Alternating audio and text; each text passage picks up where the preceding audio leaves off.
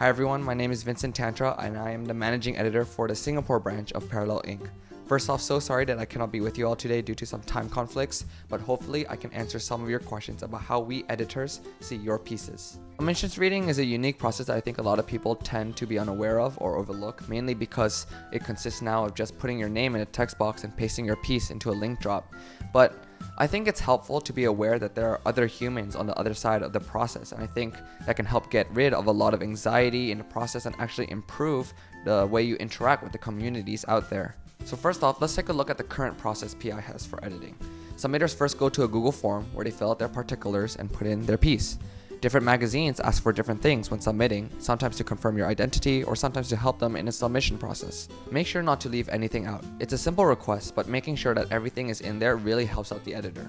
For us, two things we ask for are age, since we adapt our editing requirements for different age groups, and location because the internationality of it is pretty cool. The submissions appear here in a submission list. Managing editors like me go through and select pieces for our editors to read.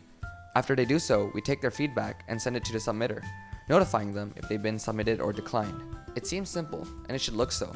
I think the most important part of the submissions process is how non-threatening it is.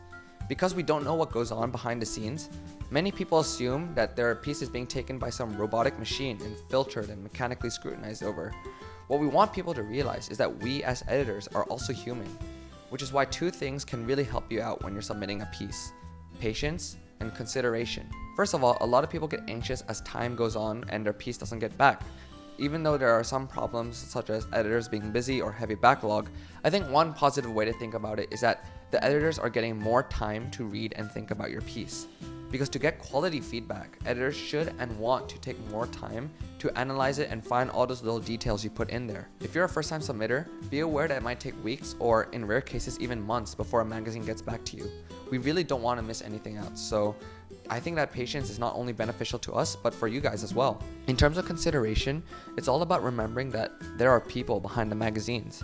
Just like you and I might have a favorite book or genre, magazines do tend to go towards certain genres, certain age groups, or even certain themes. If you want to be involved in a community, finding the right community is already half the process. Actively search for those niches and see if what you've written matches with what the magazine stands for. And if you're not published, don't worry, there are a variety of issues that can happen in a magazine, so use any feedback to improve, any time to edit, and send your story on its way again. I hope this helped you into getting a bit more comfortable with the submissions process.